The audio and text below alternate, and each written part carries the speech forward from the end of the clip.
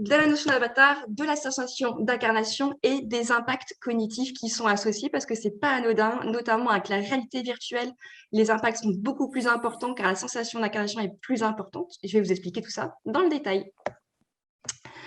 Alors, en 3 parties, d'abord la notion d'avatar, c'est bien de revenir sur la notion d'avatar, qu'est-ce que c'est, la définition de soi, le choix de l'avatar, l'interaction avec un avatar aussi, c'est assez spécifique.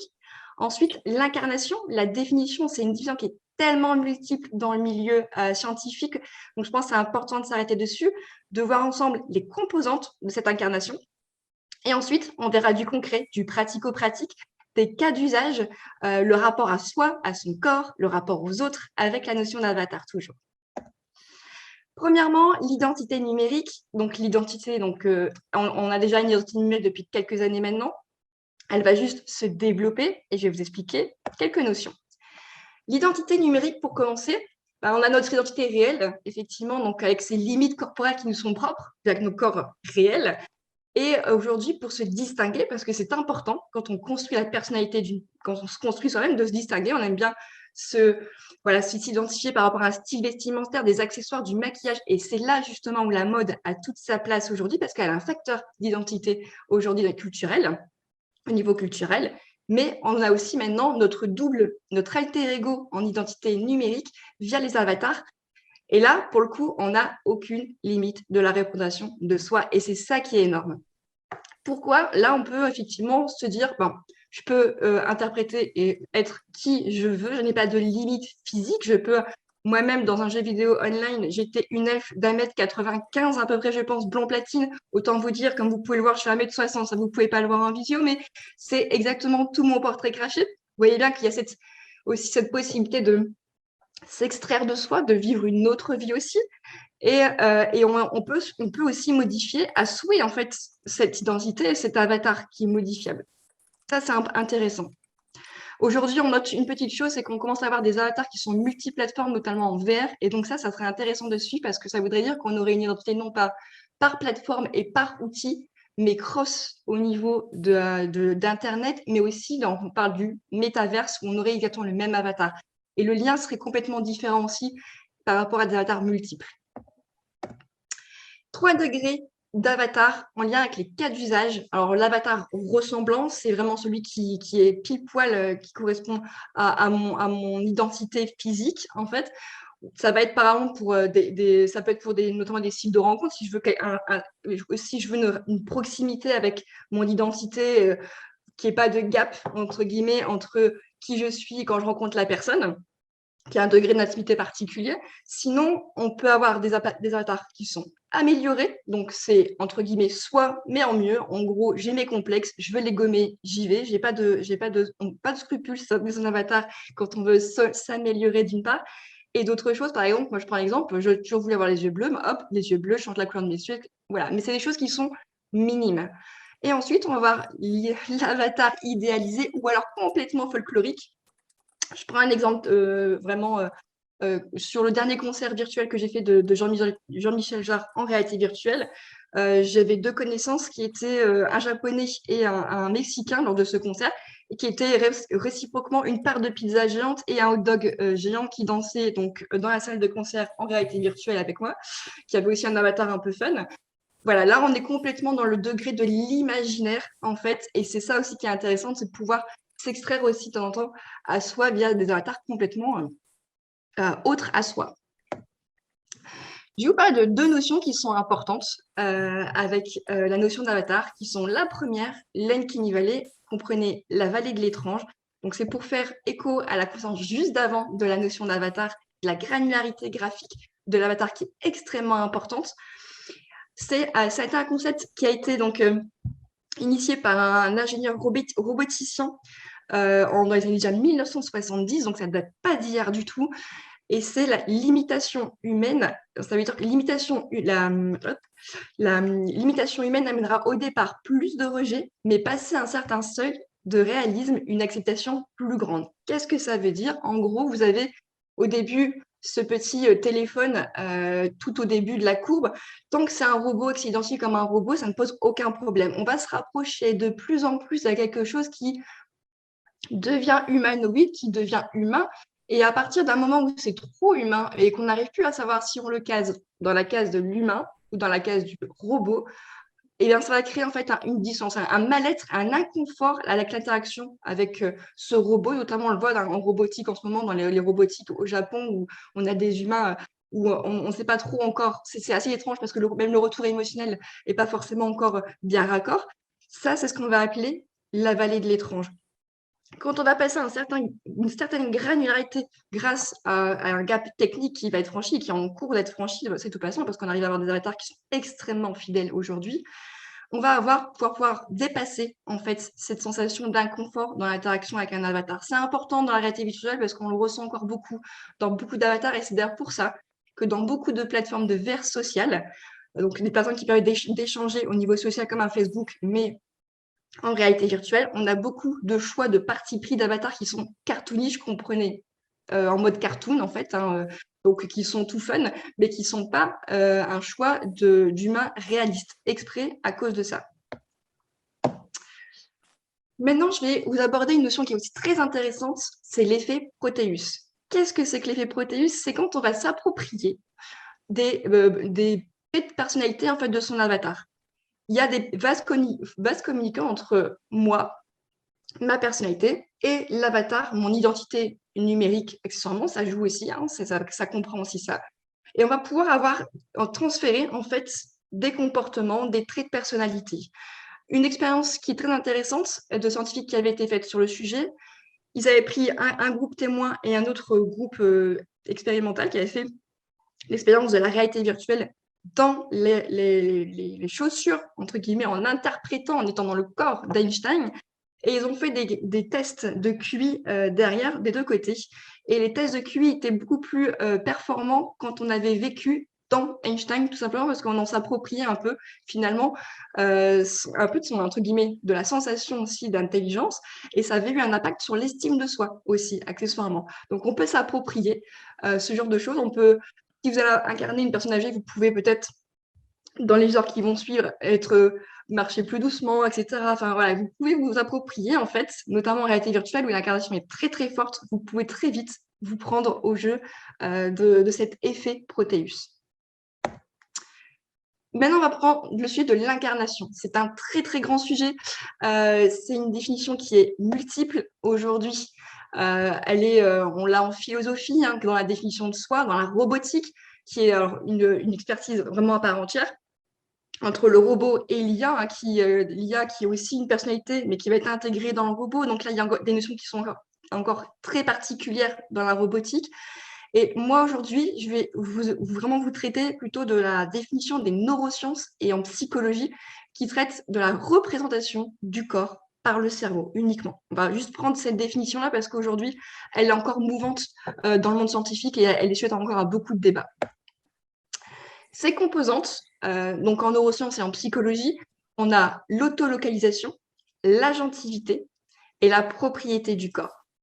Alors, je vais vous expliquer un peu chaque concept et je vais aussi vous mettre un cas concret par exemple, on a des pathologies au niveau psychiatrique où on va manquer d'autolocalisation, d'agentivité ou de propriété du corps.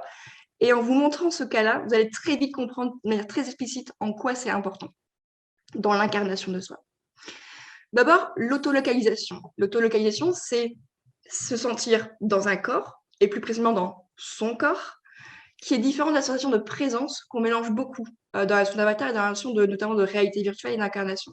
La sensation de présence, c'est d'être dans une pièce, dans un lieu donné, et l'autolocalisation, c'est vraiment dans son corps.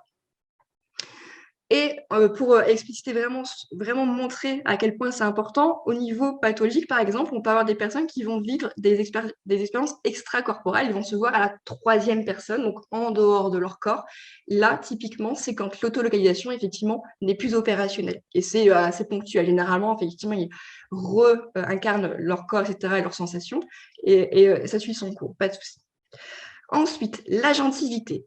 L'agentivité, c'est le contrôle moteur global. En gros, je vous montre, hop, c'est je veux ouvrir une porte virtuelle qui n'existe pas. J'ai la volonté d'ouvrir la porte. Donc, je vais demander du coup à ma main d'ouvrir la porte et de faire le mouvement, d'ouvrir la porte. Et c'est cette volonté d'ouvrir la porte, cette action avec le rétro-feedback de la main qui va faire l'action et l'action qui va être causée sur cette, qui va interagir sur la porte qui va s'ouvrir, qui va créer l'agentivité. C'est vraiment en fait cette cohérence en fait de volonté-action. En fait, ça peut aussi donc passer par un objet. Je prends un marteau, tape dans un clou, et effectivement, si le marteau tape, etc., mais ça a une conséquence, etc., ça valide en fait le fait que ma volonté agit sur en fait mon mouvement. Pareil, en termes de pathologie, quand on en manque, on a un syndrome qui s'appelle le syndrome de la main anarchique. Ce sont des personnes qui n'ont pas l'impression d'avoir que leurs mains, en fait, finalement, ont leur propre volonté et n'ont pas de contrôle sur leurs mains. Ce qui est extrêmement du coup, déstabilisant pour ces personnes. Et on voit qu'il n'y a effectivement pas de cohérence entre j'ai une action, hop, je déclenche la main, etc. Là, c'est leur main qui fait ses propres actions. Et la dernière, la propriété du corps. Alors, la propriété du corps, elle a une expérience qui est très connue sur le sujet. Vous la connaissez peut-être, c'est l'expérience de la main de Robert. Et donc, vous avez donc, une main ici que vous mettez sur une table. L'autre main, vous la cachez, le bras gauche, vous le cachez derrière un panneau occultant. Et à la place, on va vous mettre une fausse main et un faux bras en fait en face. On va reproduire avec un pinceau le même stimuli de toucher avec un pinceau sur la vraie main qui est cachée et sur la fausse main qui est devant vous. Votre cerveau, avec cette synchronicité en fait au niveau du toucher, va se dire ok, c'est cohérent, donc cette main est ma main, donc je m'incarne dans cette main. Généralement, dans les expériences, ils finissent par taper sur la main et là, c'est à ce moment précis qu'en fait, vous avez les personnes qui ont ce mouvement de recul parce qu'elles sont vraiment incarnées dans cette main, enfin, se sont vraiment appropriées cette main en plastique comme étant une extension de leur bras. C'est ça qui est intéressant, c'est quand vous créez en fait un lien, une cohérence entre un stimuli sensoriel et le visuel et votre ressenti, vous allez réussir en fait à vous incarner en fait dans quelque chose. Vous pouvez aussi vous incarner même dans un objet, j'en parlerai tout à l'heure. Et pour le cas ici pathologique, on a ce qu'on appelle, alors c'est la somatoparaphrénie, c'est le fait de nier l'appartenance d'un de ses membres. Donc, je reprends la main, il y a des personnes qui disent ça, cette main, c'est un corps étranger, ça ne m'appartient pas, qui pourraient presque vouloir s'amputer la main parce qu'ils ne la reconnaissent pas en tant que partie de son corps. Et ça, c'est vraiment, vous voyez, il y a la séquence, effectivement, il y a une défaillance sur cette propriété du corps. Vous pouvez tout aussi bien des personnes qui se disent, voilà, cette tasse, je ne sais pas si vous voyez, cette tasse est l'extension de mon corps. Et donc, si vous enlevez en fait cette tasse à la personne, ça va lui enclencher un bruit de douleur parce qu'en fait, ça fait partie de son corps, tout simplement. Donc, comme quoi, effectivement, c'est pas juste le corps tel qu'on le connaît, c'est beaucoup plus complexe que ça. Je vais déconstruire quelques mythes maintenant. Donc, j'ai dit la présence et l'incarnation, c'est deux choses différentes. La présence, l'incarnation, c'est trois valeurs, c'est trois notions à l'intérieur, donc c'est plus large que ça. Et la présence, elle va surtout être en lien avec l'autolocalisation dont je parlais tout à l'heure, en fait. C'est deux choses assez distinctes. Ensuite, l'importance du réel. L'incarnation ne se limite pas à la représentation corporelle. On peut, comme je l'ai dit, incarner n'importe quel objet. Si je recrée le stimuli, si j'ai une chaise, je peux faire incarner une personne en chaise. Je recrée le stimuli sensoriel comme je vous expliquais dans l'expérience d'avant, mais avec la chaise, et que je fais le mouvement en disant quand la chaise bouge, effectivement, je bouge. Et en plus, si j'ai le retour haptique, donc comprenez, le retour haptique, c'est le retour du coup du toucher, en fait, en même temps, comme dans l'expérience, je vais incarner cet objet. On peut incarner un point, on peut incarner n'importe quoi. L'expérience au niveau psycho ont été multiples sur le sujet. Troisième chose, l'incarnation et l'effet Proteus, il n'est pas forcément lié que à la VR, que à l'avatar, il est beaucoup plus large que ça, il y a l'identité numérique au global, et donc on peut effectivement s'approprier en fait finalement des traits, des constructions, c'est presque une approche un peu philosophique en fait du concept, j'ai une identité numérique et je peux effectivement du coup atteindre aussi ce que je suis moi dans la vraie vie. Et quatrièmement, la projection à la première personne. Pour s'incarner, il faut être absolument à la première personne. Et ben non, on peut aussi très bien s'incarner avoir cette sensation d'incarnation à la troisième personne. Pour des soins notamment au niveau psychiatrique, pour les schizophrènes, justement, ils utilisent cette troisième personne pour du coup réaligner les personnes dans un corps avec leur personnalité. Ça, c'est aussi, ça c'est utilisé en soins actuellement. Ouais. Des cas d'usage, un peu de concret maintenant. Alors, je vous parlais d'abord du rapport à soi, du rapport à son corps, et ensuite du rapport aux autres, qui est aussi très intéressant en réalité virtuelle. D'abord, le rapport à son corps, il y a deux choses. Il y a notamment, on peut en parler notamment par rapport aux troubles de la conduite alimentaire, donc la dysmorphobie, qui comprenait donc tout ce qui est lié à l'anorexie notamment. Donc, on va pouvoir essayer de changer l'évaluation de son corps. Car dans l'anorexie, une grosse partie, c'est la perception erronée en fait que l'on a de son corps en fait. Et là, dans une expérience, ils vont demander en fait dans les soins, en fait, c'est comme ça qu'une des techniques qui est utilisée, c'est de demander aux personnes anorexiques de se modéliser en fait, de choisir son corps et de dire voilà, moi je pense que je suis comme ça. Donc c'est leur avatar. Et en fait, en face, ils vont mettre la vraie modélisation réelle de leur corps et en voyant en fait les gaps entre les deux, ils vont voir effectivement, ils vont pouvoir prendre conscience en fait finalement de leur perception et de ce qui est réel. Et c'est ça en fait, on va pouvoir réétalonner en fait l'évaluation à son corps. Et c'est ça qui fait un gros levier dans le soin de l'anorexie notamment. Ensuite, il y a le rapport par exemple à son corps, mais aussi à l'image de soi par rapport au handicap. Je parlais de l'expérience de la main de Robert tout à l'heure. On a la même expérience mais pour soigner le membre fantôme. Le membre fantôme, c'est le syndrome de douleur persistante que l'on peut avoir après une amputation.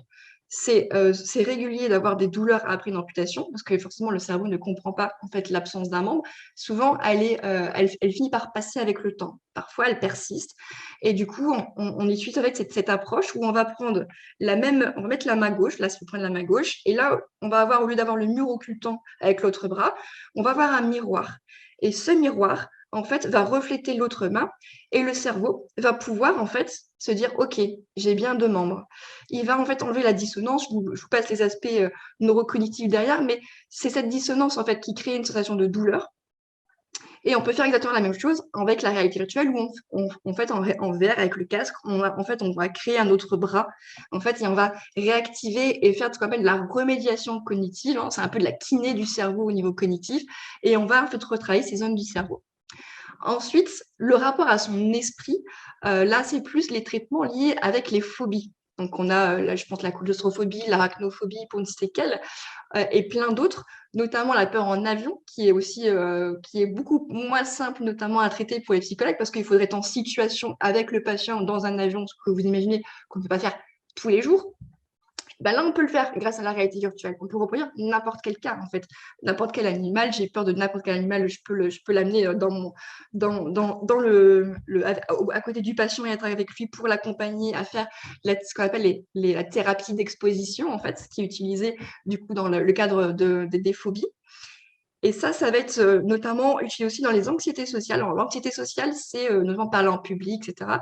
C'est l'une des seules aujourd'hui qui est un peu plus difficile à traiter avec la réalité virtuelle, parce que bon, si vous avez bien suivi, avec le problème de l'uncanny valley, donc la vallée de l'étrange, ben en fait, aujourd'hui, le retour émotionnel des avatars n'est pas toujours assez fin.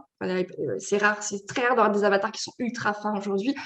Et pour le coup, en fait, le cerveau reçoit en fait une dissonance entre c'est faux, ça m'a l'air faux, ça va pas, et donc du coup, l'efficacité est altérée.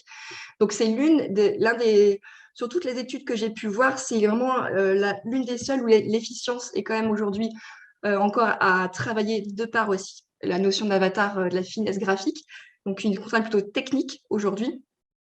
Et par contre, les autres, à moyen long terme, on arrive à soigner les TOC. Par exemple, les TOC, les troubles, les peurs, les phobies. Ensuite, le rapport à soi, je vous en ai parlé un petit peu déjà, c'est l'effet Proteus. Donc ça, on l'a effectivement on l'a l'expérience d'Einstein, on peut en avoir pour plein d'autres choses. Attention, un point important, au niveau éthique, on peut l'avoir d'un sens comme dans l'autre. Donc de manière positive comme de manière négative. Donc ça, c'est un point où je pense que c'est intéressant qu'au niveau d'un cadre éthique soit posé aussi sur ces éléments. Et c'est exactement la raison pour laquelle je veux absolument être partie prenante à l'intérieur de cette création en fait finalement de la VR, parce qu'il y a aussi tout un cadre éthique à poser pour que ce soit bien utilisé, parce que l'outil, c'est toujours l'usage de l'outil est toujours dépendant de celui qui l'utilise. Ensuite, le rapport aux autres. Le rapport aux autres, alors j'ai eu la chance d'échanger avec le fondateur de Reverto, une société qui fait des solutions justement en réalité virtuelle pour développer l'empathie. Il y a 4 solutions notamment qui m'ont interpellée et que je voulais vous présenter ici, mais il y en aurait tellement à dire dessus. La première, le handicap en entreprise, et plus précisément le handicap invisible, qui est aussi difficile à comprendre parce qu'on ne le perçoit pas, on ne sait pas comment réagir avec. C'est déjà, si on le voit, c'est déjà beaucoup, en fait, parce qu'il faudrait que la personne finalement nous le dise. Souvent, c'est clairement pas visible et il faut vraiment aller chercher le handicap. Ça peut être par exemple des troubles 10, ça peut être aussi des troubles auditifs, ça peut être plein de choses qui ne sont pas directement visibles. Et là, Reverto m'a présenté du coup des éléments que je vais vous présenter juste après. Notamment, vivre en fait sur une capsule en fait de formation, on va vivre une journée en fait avec différents handicaps pour pouvoir les vivre, pour être dans les chaussures d'eux en fait. Et ça c'est important parce que ils ont fait une évaluation qui est assez intéressante. Donc avant leur fameuse représentation en fait du handicap avant cette expérience, après cette expérience et à un mois en fait de cette expérience pour voir s'il y a eu un ancrage en termes d'apprentissage sur ce ressenti. Et 2 tiers des salariés ont une représentation plus positive, plus inclusive du handicap après cette expérience. Donc, c'est vraiment intéressant. Aujourd'hui, il y a 30 entreprises qui ont cette solution liée à la société Reverto. Donc, c'est vraiment quelque chose qui est déployé, qui est déjà en cours d'utilisation depuis un certain temps. Deuxième, la violence sexiste et sexuelle. Donc là, c'est l'école des mines avec qui Reverto a conçu en amont, mais aussi dans la réalisation, en fait, une solution. Donc, c'est 20 minutes en réalité virtuelle pour justement sensibiliser les premières années. Donc là, il y a 1000 étudiants, c'est une petite coquille, c'est 1000 étudiants de première année qui ont effectivement depuis 2 mois essayé cette solution et ils ont déjà vu les premiers effets. Aujourd'hui, il y a un article, je vous mettrai les liens, je passerai les liens à l'organisation pour ceux qui le souhaitent. Il y a un article qui vient d'être écrit sur justement les premiers feedbacks, les premiers retours. En fait, les comportements ont déjà évolué en 2 mois de temps. Avec 1000 étudiants de première année seulement qui ont testé la solution. Elle est assez fidèle parce que comme elle a été conçue avec, et même réalisée, les vidéos sont réalisées avec les étudiants, ils sont vraiment plus justes en termes de tonalité et c'est très intéressant d'un point de vue du réalisme, du parti pris. Ensuite, les violences conjugales. On va ici, c'est un peu différent, on va déconstruire en fait le cycle de la violence. On voit que les personnes qui sont concernées par ces actes de violence, il y a une déficience finalement de la reconnaissance des émotions. C'est ça qui est réellement altéré. Et on va les mettre dans la place notamment de l'enfant, en fait, la troisième personne qui regarde cette scène de violence. Et on a remarqué, en fait, grâce à des groupes témoins, donc le groupe témoin qui correspond en fait à un suivi psychologique classique, qui est déjà un process qui est déjà mis en place, notamment dans les pénitenciers. Donc aujourd'hui, c'est testé dans 3 prisons françaises aujourd'hui, cette solution. Et à côté, on va mettre le même process donc de suivi psychologique, mais avec en plus l'outil de réalité virtuelle, où on va utiliser l'empathie, se mettre à la place de l'enfant notamment. C'est la place de l'enfant qui est la plus efficace, on a remarqué dans cet apprentissage en fait, et de cette prise de recul. Et on a remarqué effectivement qu'il y avait une accélération du travail au niveau cognitif et qu'on se rendait compte que vraiment la prise de conscience était beaucoup plus importante, beaucoup plus rapide. Aujourd'hui, on ne se pose plus la question de savoir si on va le déployer, mais comment on va encore plus déployer cette solution à l'avenir. Ça, c'est un projet qui est en lien avec l'État, notamment. Donc, pareil, je pourrais vous fournir les articles pour ceux qui le souhaitent. Ensuite, il y a le harcèlement scolaire. Donc, il y a une solution qui a été créée aussi sur le harcèlement scolaire. Là, c'est un sujet qui est en lien avec l'actualité aujourd'hui, parce qu'on a la législation qui est en cours sur l'évolution, sur le sujet d'actualité, parce qu'on est beaucoup plus protégé aujourd'hui dans le harcèlement professionnel, dans le cadre pro, que dans le cadre scolaire. Et donc ça, effectivement, ça nécessite aussi, je pense, une sensibilisation. Hop, alors je vous montre quelques éléments visuels ici. Donc ça, c'est pour le handicap invisible, où on va être en réunion, par exemple, et on va avoir une déficience côté de l'oreille droite. Et quand tout le monde va parler, on va plus comprendre, etc. Ça, c'est pour les violences sexistes et sexuelles. Donc ça, c'est avec la notion de consentement. Et ici, donc la troisième personne, donc à la place de l'enfant. Donc on est sur la chaise haute, et en fait, on voit effectivement le point de vue de l'enfant. Pour la conclusion, hop, la conclusion ici, j'arrête mon petit partage. Hop, voilà. Vous avez pu voir, la notion d'avatar, elle date pas d'hier. Elle n'a fait finalement que s'étoffer au fil du temps, en faisant tomber de plus en plus, en fait, finalement, les frontières sensorielles pour nous immerger dans un monde qui se veut aujourd'hui multiple, clairement. Et la vraie question est jusqu'où voudrons-nous bien aller vers ce monde futur et vers cet alter ego qui est l'avatar. Et ma question aujourd'hui, là, c'est pour ceux qui, si, voilà, si vous avez envie d'échanger dessus, c'est dans quel contexte vous imagineriez-vous le plus utiliser un avatar et pourquoi? Pour moi, ça m'intéresserait beaucoup.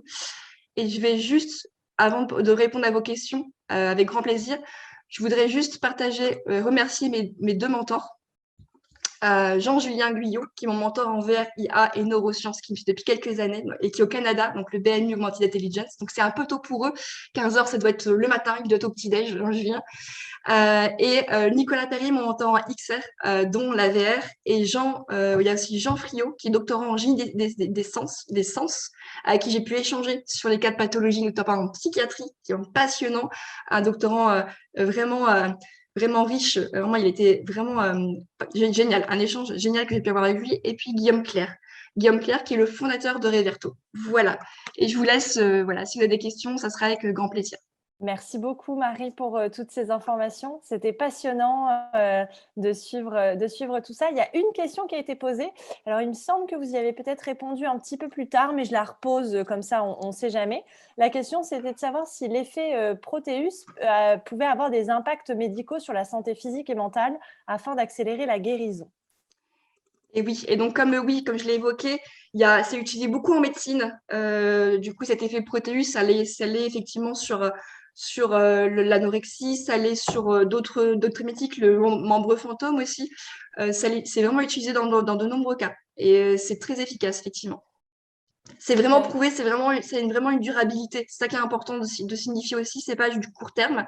Les études, j'ai pas eu beaucoup de mémoires et beaucoup d'études sur le sujet, un livre entier d'ailleurs rien que sur le soin des phobies, en fait. Et en fait, on a vraiment on voit au niveau des graphiques que c'est vraiment à long terme. Ça s'inscrit vraiment durablement au niveau de la remédiation cognitive.